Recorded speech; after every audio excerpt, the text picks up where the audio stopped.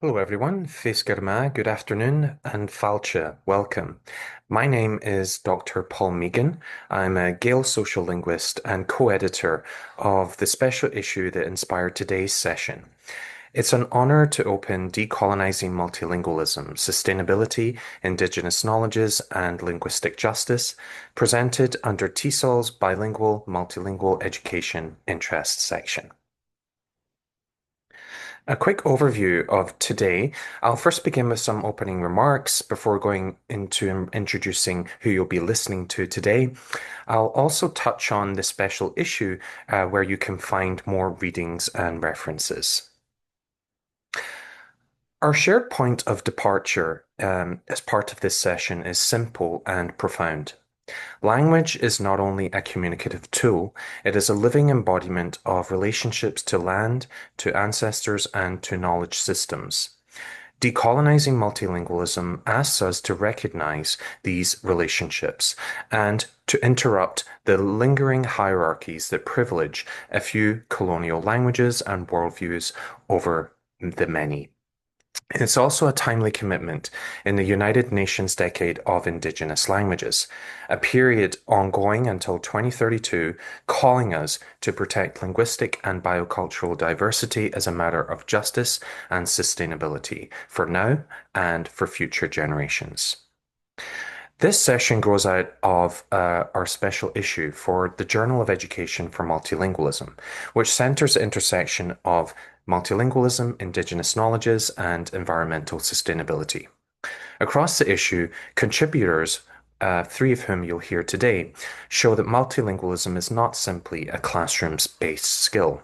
It is relational, ecological, and transdisciplinary, interconnected with questions of identity, land, and responsibility to more than human relations. They also name and challenge colonialingualism, a term I introduced to describe the privileging of dominant colonial languages and knowledge systems in education and policy, and they also call for approaches that are decisively decolonial and language justice oriented. Another key thread in the issue and in the talks today is what I term a trans-epistemic approach, that is, unlearning the Western epistemological error and centering multiple ways of knowing and being to coexist on equal footing in policy and in TESOL. In other words, if we want equitable, sustainable multilingual futures, we must redesign our assumptions about what counts as language, knowledge, and education. It's now a pleasure to briefly introduce our three speakers and the insights they bring.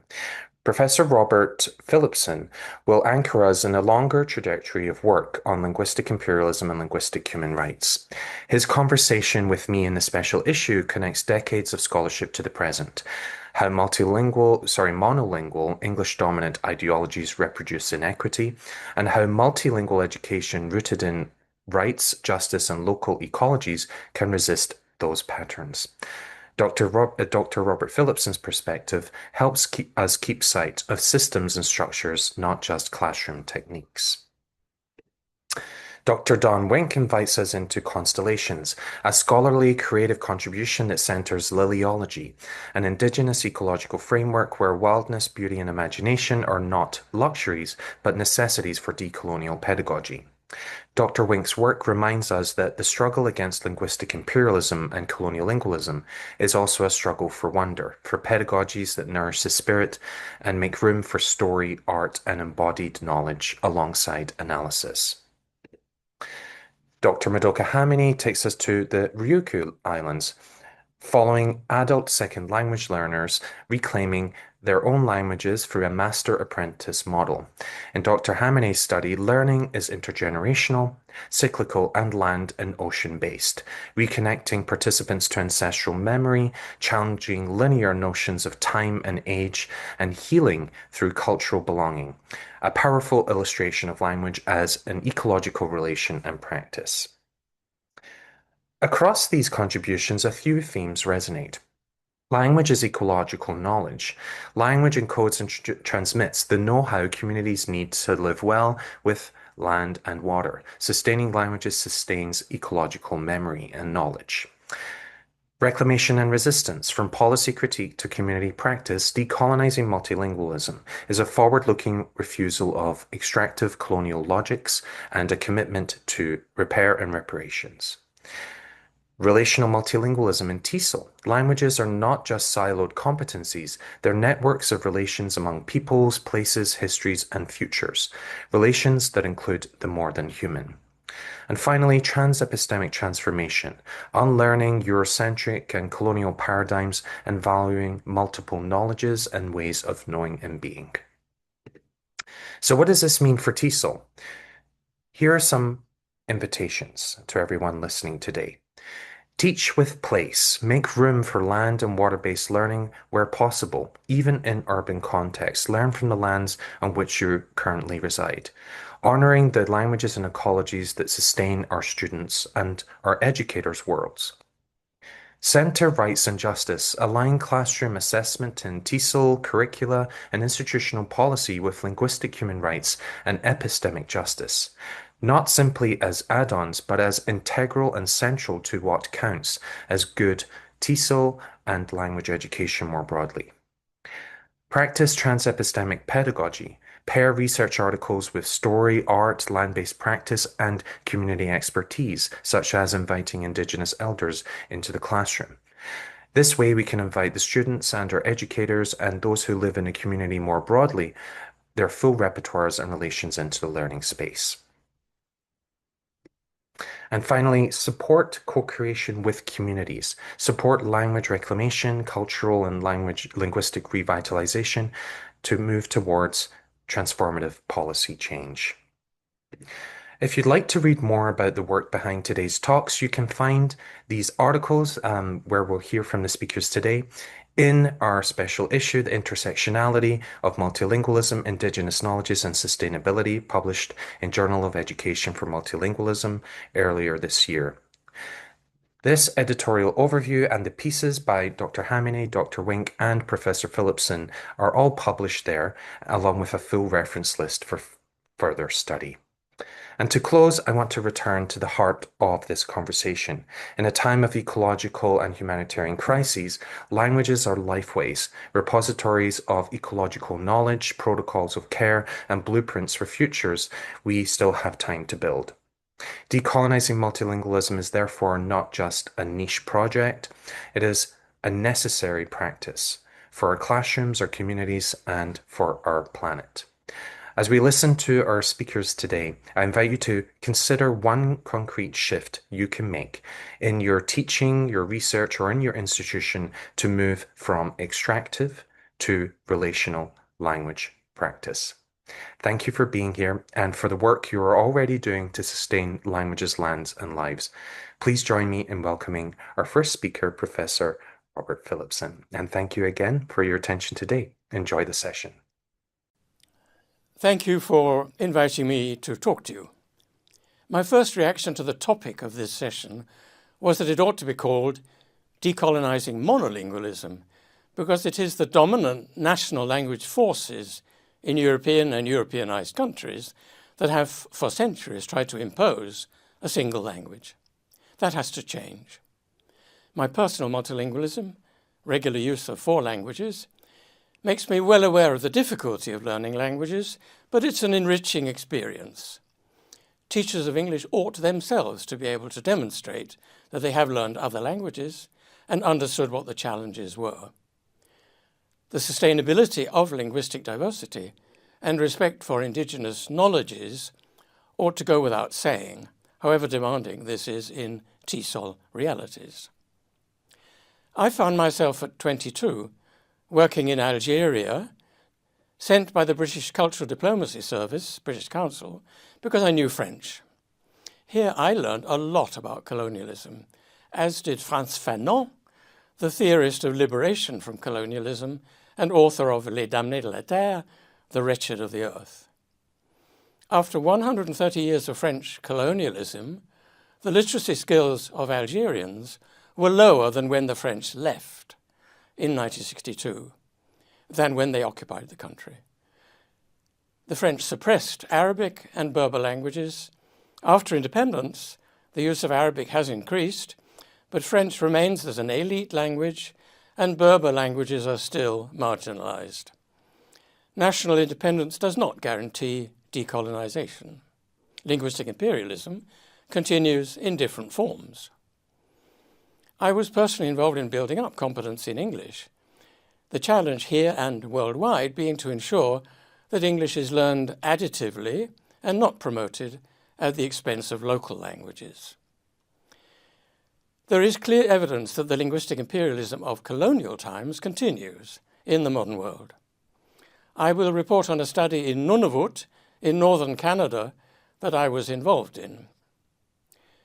3 scholars were asked to answer this question: is Nunavut education criminally inadequate?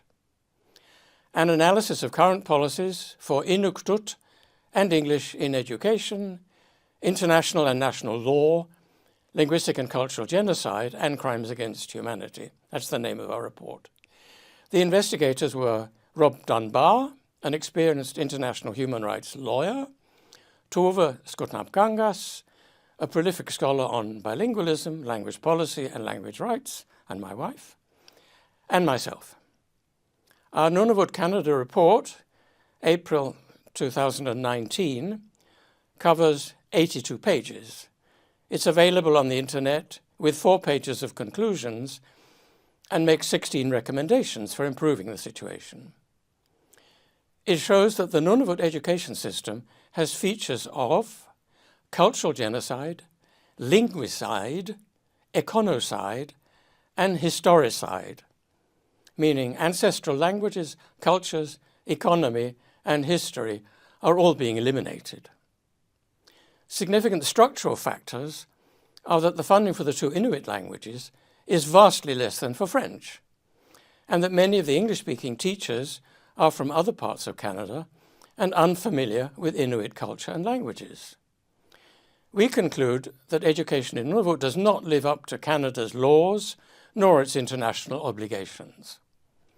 We demonstrate that a case can be made for there being both crimes against humanity and some of the 5 types of genocide, which I'll come back to, specified in the 1948 Genocide Convention, but that firm conclusions can only be drawn by courts of law.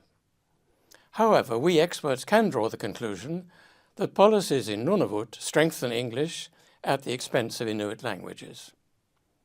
The 5 categories of genocide are acts committed with intent to destroy, in whole or in part, a national, ethnical, racial, or religious group, killing, causing them serious bodily or mental harm, and this is what unsuitable education does, imposing living conditions intended to destroy the group, preventing births, and forcibly transferring children out of the group, which is precisely what boarding schools aimed at. There are 3 chapters by Indigenous scholars from the Handbook of Linguistic Human Rights that Tove Skutnap-Gangas and I edited 2 years ago. The United Nations human rights system attempts to guarantee social justice for all,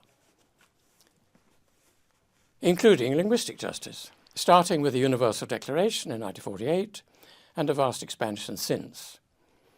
The United Nations Convention on the Rights of the Child, 1996, has been ratified by 195 countries. The only country that has not ratified it, you can guess, it's the United States. Article 28 stipulates, states parties recognize the right of the child to education, and with a view to achieving this right, progressively and on the basis of equal opportunity, they shall in particular, this is the authorities, make primary education available free to all. This is an international human rights law.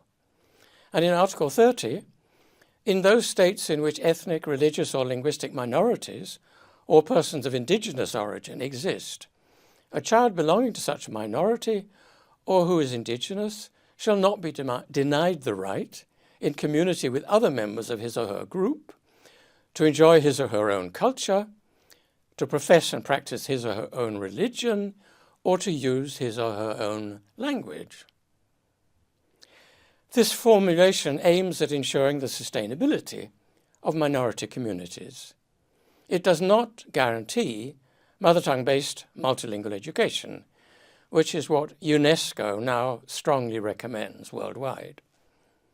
Sadly, we live in a world of global inequality, a neoliberal capitalist economy, and with the extinction of languages as a consequence of coloniality and neocolonialism. Ahmed Gabel explains this in his chapter in the Handbook of Linguistic Human Rights, which is called From Neoliberal to Decolonial Language Rights and Reparative Linguistic Justice. The United Nations system has never prevented wars or reduced inequality between rich countries and others. The promotion of minority languages, therefore, has to occur locally, which I'll give you some examples of. For centuries, the Sami in Finland, Norway, and Sweden, who are considered the only indigenous peoples in Europe, experienced vigorous efforts by missionaries and teachers to eliminate their cultures, languages, and belief systems. But much has changed during the past half-century. In some parts of Norway and Finland, there are kindergartens and schools with Sami as the medium of instruction. The Sami community is demographically small, but Sami language and culture are taught in universities in Russia as well as the Nordic countries that I just mentioned. There's a trilingual university in Kautokeino, at which Sami is used for all academic purposes, alongside Norwegian and English. Second example, in New Zealand, Aotearoa, an increased use of Maori in education, public services, and the media has not affected English negatively. In the United States, there is an encouraging chapter in the Handbook of Linguistic Human Rights on Pueblo, language revitalization, by an Indigenous scholar, Christine Sims.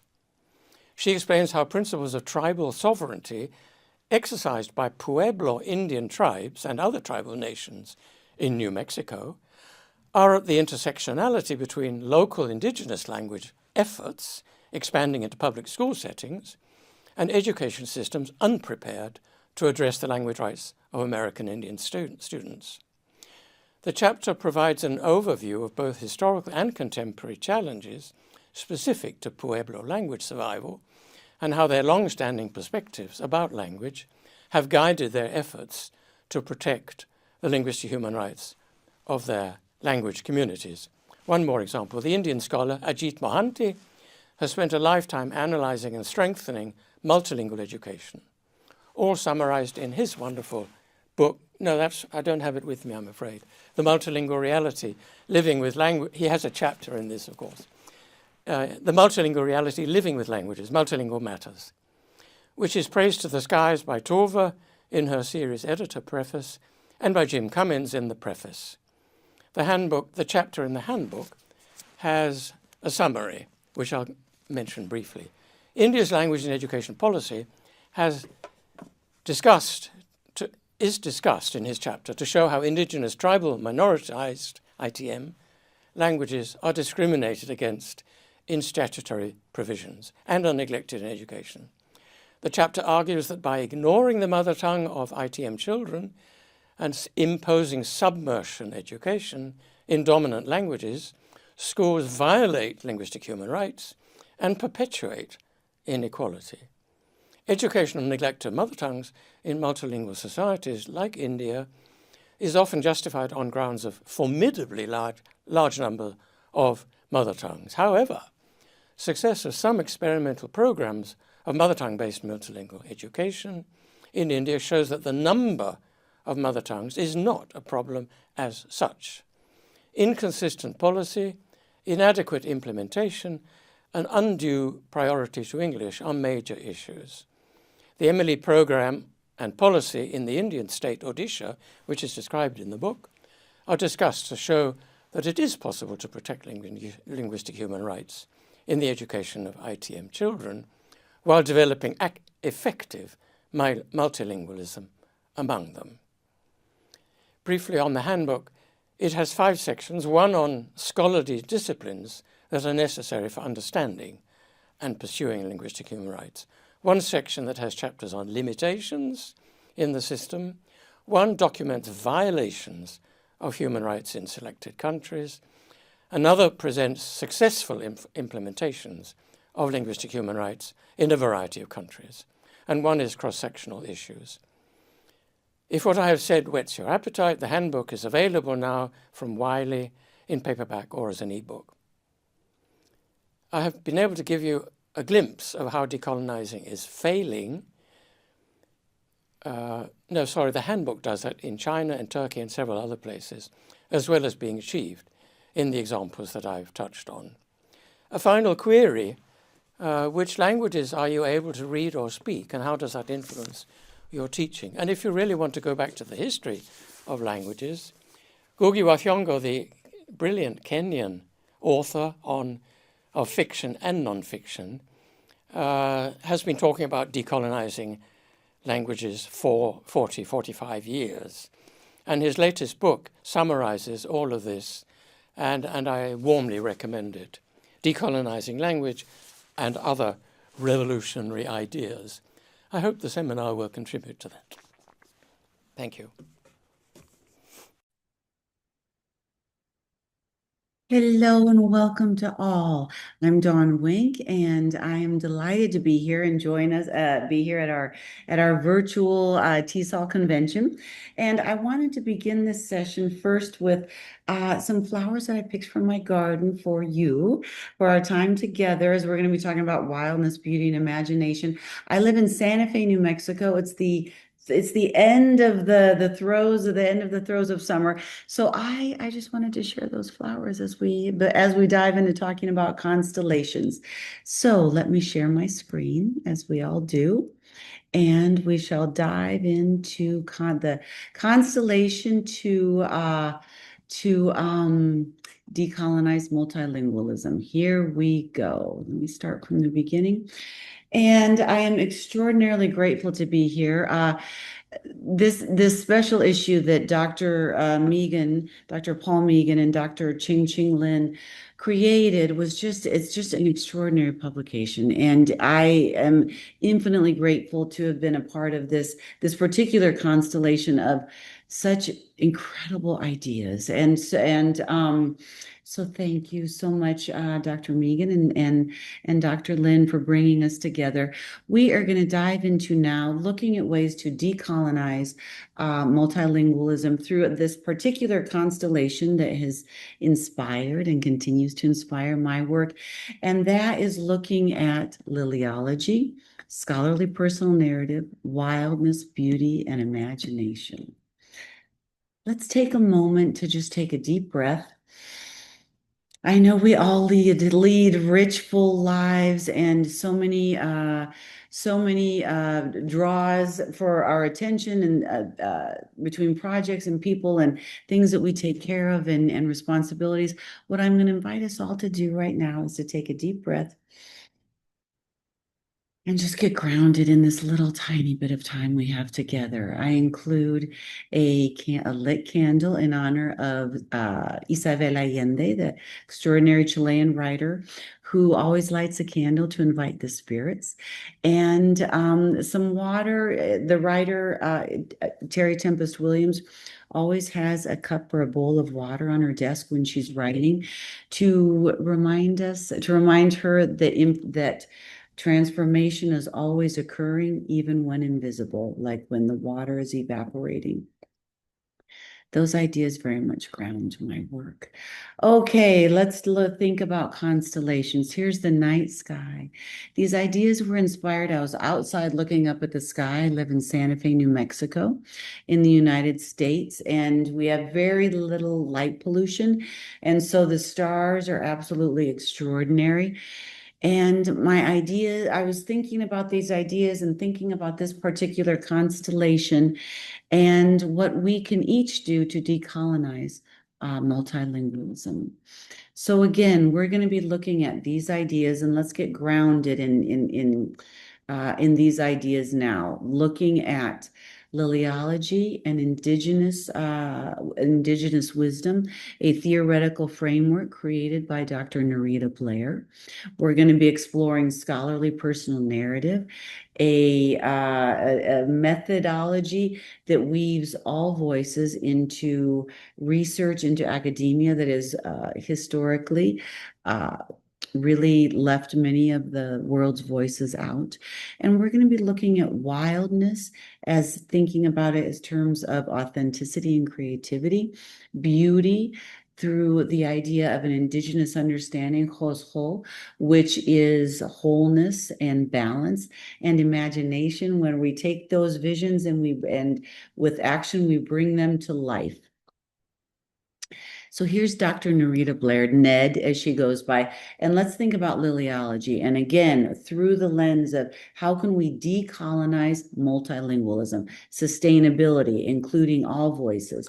And liliology is a transformative framework and storytelling practice to decolonize critical ethical spaces for academic research.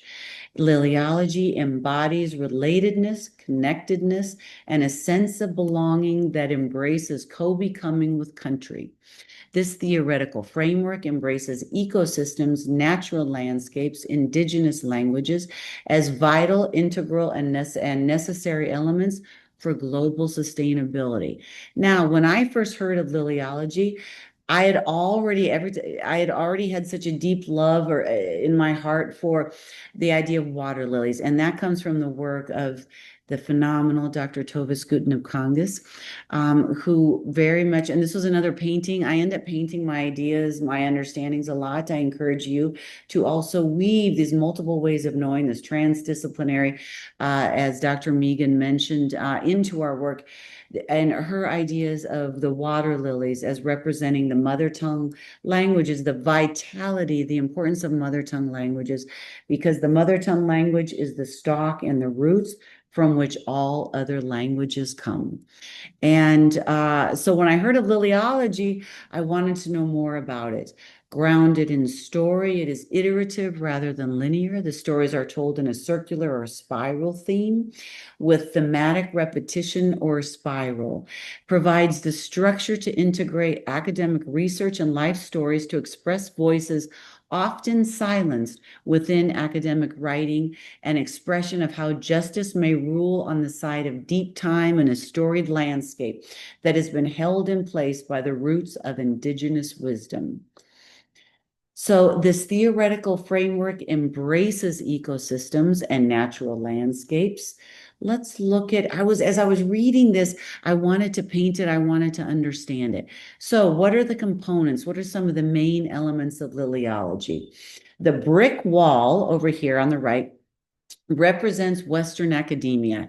Each brick represents a specific philosophy or methodology as an academic frame or reference. And often Western knowledge has served as the mortar holding the bricks together, but it represents boundaries and divisions and has historically not included indigenous wisdom, has not included primary languages other than often those of the colonizers.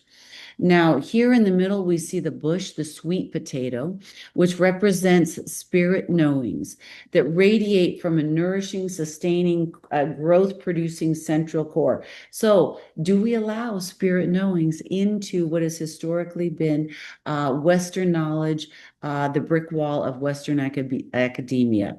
The strong, transparent webs of the spider web, and we'll talk about that, bring this all together, this overlay. But I really want to bring your attention now to the water lilies. And again, this idea of water lily.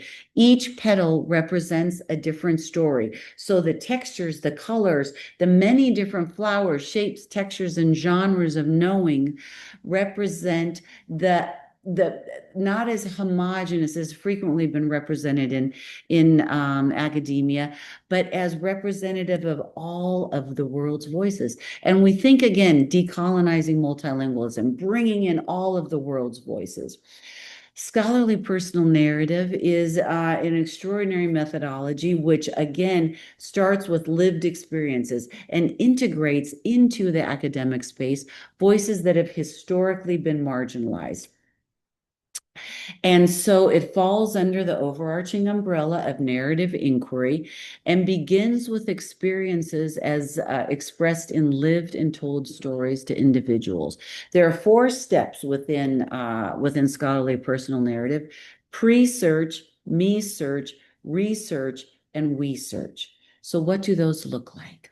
The pre-search is there some pivotal belief, ideal, or conviction that I hold with such energy and passion that I'm willing to take the time to dive into it? These are some of my 25, well, now more, 30 years of journals that I keep oh my gosh, I write about everything, and much of my research is found in these journals. So when I think of pre-search, I dive into what are my lived experiences, my the influences. Me search, and this is for you to really think about what is my personal narrative. What is your personal narrative? My personal narrative weaves together the ideas, looking at languages, looking at ecolinguistics through the lenses of wildness, beauty, and imagination. What are yours? Research, that's our lit review. I had to organize my library. This is our lit review. The research, what scholars and researchers inform my writing. Research, what are the implications for our field of study that can be generalized from my personal narrative? So again, this is bringing your personal narrative and how can you enrich other fields of study? Now, let's look at wildness, beauty, and imagination. And I have way too many photos of sunrise and sunrise because I live in Santa Fe, New Mexico. The wildness of language. What does that mean? Okay, when we're talking about wildness of language and decolonizing multilingualism, wildness connotes deep connection, authenticity, and freedom. Why do we love language? Why do we fall in love with language? Wildness is extreme creativity. Language learning occurs effectively within a sense of engagement, lack of self-awareness, and flow. Oh, the beauty of imagination. This is the first dahlia that bloomed in my garden. A deep and holistic philosophical framework as understood through the Indigenous worldview and expressed in Danae's ho. So we're thinking harmony, we're thinking wholeness. Imagination. That's where we take those ideas that happen in our imagination, but without our actions, they don't come out into the world. So imagination creates potential, encourages action and energy. So now what does this mean for you? And what does this mean for decolonizing multilingualism? What is your constellation of a collaborative constellation to decolonize multilingualism? So I invite you to consider, how might liliology inform your practices and pedagogic practices? How can you create those connective spider webs through your work that bring all voices into the academic spaces? What unique stories are represented in the individual petals of the water lily that compose your work? How might you lift those into previously colonized spaces? What unique gifts do you bring? So think about your research. What scholars influence you? What ideas you read and find yourself energized by? Follow this energy. This is the work that you are meant to do. Research. This is where, again, we take our work, we take our scholars, that we have that foundation that we build upon, and how can our own work add to that body of knowledge? What unique gifts do you bring? How do you get started? What is your personal narrative? For example, in my world, the constellation is these connecting threads of multilingualism, wildness, beauty, imagination, integrating voices that have historically not been integrated into the academic spaces. What are yours? Wildness. What wildness lives within you? What is creative and uniquely yours?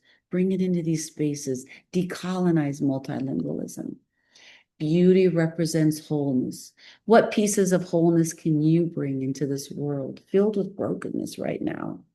Each tiny piece matters. What beauty can you create? And imagination. Imagination is about action. Now bring the inner into the outer. Create your own constellation map to decolonize multilingualism. What is your constellation? Draw it, write it, paint it, bring it into this world.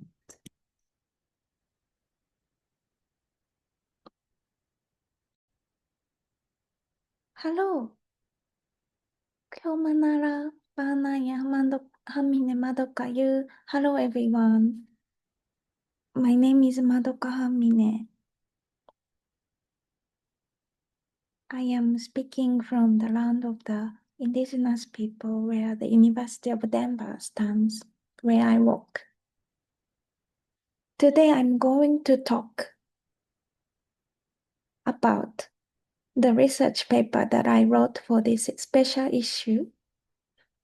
And I will also talk a little bit about the importance of land and water in language revitalization and reclamation.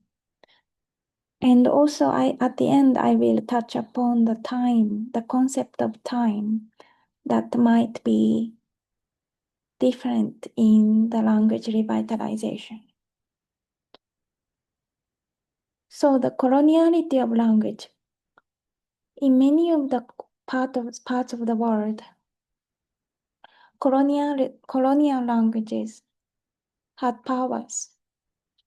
Ngugi name it as the process by which colonial powers imposed colonial languages as superior, and then indigenous languages are pushed towards the margins.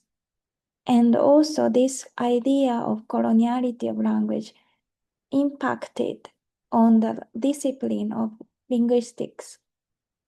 So the linguistics, in the linguistics, Western-centric understanding of language and multilingualism is predominant.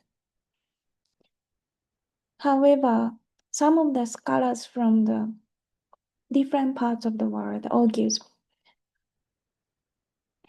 the coloniality of power is also related to the coloniality of being.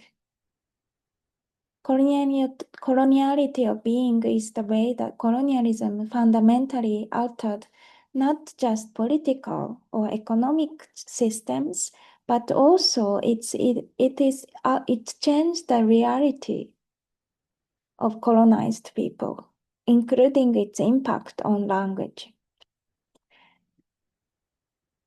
And language reclamation is defined by Wesley Leonard that a larger effort by community to claim its right to speak a language and to set associated goals in response to community needs and perspective. In this way, knowledges, multiple knowledges, and well-being and social justice are part of the language reclamation. Also, in doing the language reclamation, it is important, the internal diversity of speakers and speaker identities and language and cultures. Language revitalization brings up a lot of relationships between people, language and people, land and people, environment and speakers. Also, the ancestors, where we cannot see. Sometimes it brings up the memory from families. So it's connected to ancestors, land, environment. In our case, it's also related to water. And it brings up a lot of positive emotions, while it also brings up negative emotions because of the trauma and tensions in language revitalization. In Southern social linguistics, we have to question the singularity of linguistic knowledge. And one of the critique comes from the theory of bringing back the body. So we have to bring back the body in linguistic studies. Why? Because the bodies come from memory. Bodies have memory, and they come from a particular space and time. When a body is located in space and time, body has memory, body has experience, and body also has history, exposed to history and various conflicts of history. So this is one of my favorite quotes. So before we start our presenting my data, I wanted to remind you that Indigenous language speakers don't choose to give up their languages. They are pressured because of the power that they have to make that choice to give up that language. Our languages are pushed into the margins, and people cannot have access to those languages due to the policy or even the internal inferiority that can come from colonialism.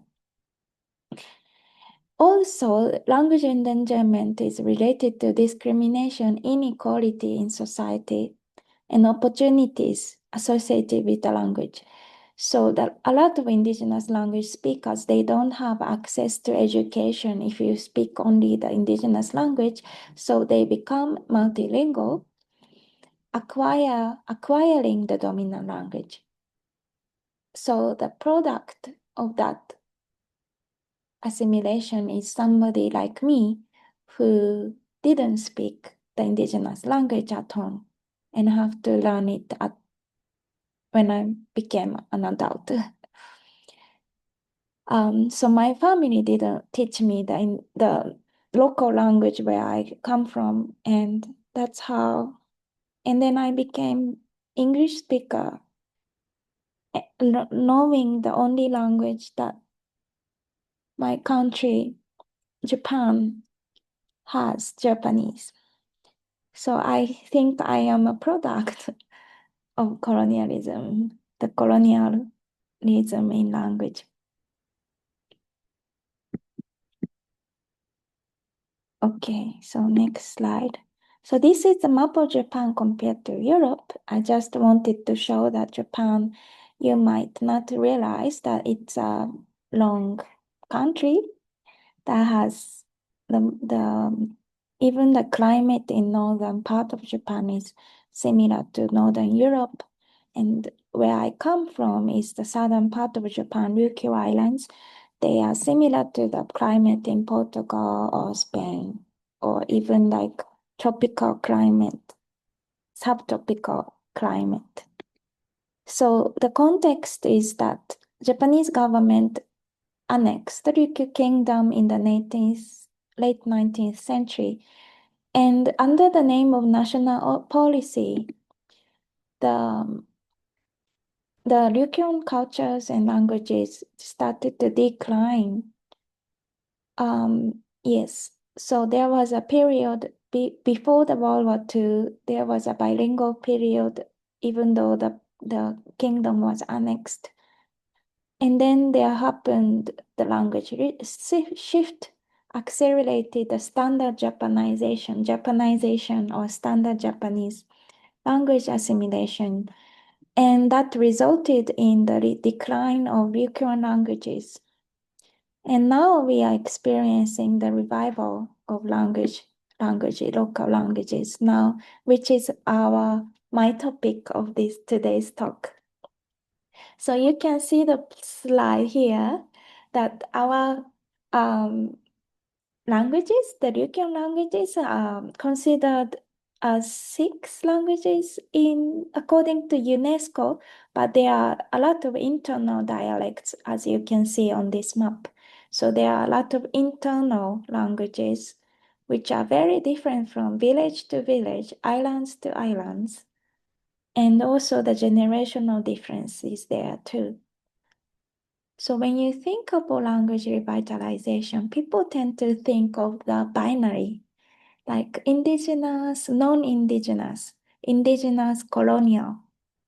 However, as you can see, the reality is much more complex and it's very different according to my experiences in the Ryukyuan languages. So on the left side of the map, you can see a picture of two books. Those are the books that are published in the village called Miyara. It's on this is Okinawa, and this one is Yaeyama. These two books come from these Yaeyama Islands. Also, this book comes from one of the islands of the Yaeyama Islands and one of the villages of the Yaeyama Islands. So the community people published those books on their own without any help from the national government. So they want to keep the language. That's where I do my field work. My father is from the island. My mother is from Okinawa, so I consider myself also in the borderlands of two different Ryukyuan languages. So according to the previous research, there is this categorization of fluent speakers, rusty speakers, semi-speakers, non-speakers based on their age. However, there are younger speakers who are relearning those varieties, and I call them new speakers, which was the focus of the paper for this special issue. So the new speaker research come from a lot from Europe, where there are regional minority languages are spoken there. And I use that theory in my context. And previous work suggests that indigenous language learning is associated with historical trauma, pain, and a feeling of loss. And language reclamation can kindle positive emotions. And similar to other contexts where younger people learning indigenous languages, young learners and speakers of indigenous languages tend to experience linguistic insecurity because their speech is not, it changed with time and mixes with the dominant language. And then sometimes new speakers experience another layer of marginalization within the communities because sometimes elders do not accept their speech. So the study that I used for this special issue is the project that I did with the Japan Society of Promotion of Science, Becoming Indigenous Language Speakers, from endangerment to language transmission, and Ryukyuan language reclamation sites, including online space and also in person, schools, home, local communities, and also in online. So this is the example from one of the speakers. And she said, I grew up with my grandmother who spoke the spirits to the spirits. So she prays with the spirits, with ancestors, the god of fire. My mother cannot speak the language, but she can listen. My grandfather passed away and she liked the hot tea. So realize that ancestors, our grandma, are important part of who I am. Remembering my grandmother, when I drink hot tea, it reminds me of my native tongue. So here, she can see the connection between the language, ancestors, spirits, and also the family. So these are the example of the embodied memories that comes from the language reclamation activities. And in the conclusion, I wanted to quote this quote that reminds us what we are doing in language reclamation. Sometimes people think that the past is behind us, but Hauoha, a Tongan philosopher, the scholar, says that the past is actually in front of you. The past is ahead. In the concept of time that helps us retain our memories and be aware of its presence. What is behind you cannot see. So what is ahead of us cannot be forgotten and so readily or ignored. So it is in front of our minds. So that's why the past is alive in us. The dead are alive. We are also part of the history. That's it for my presentation. Thank you very much. 司会とみはゆ。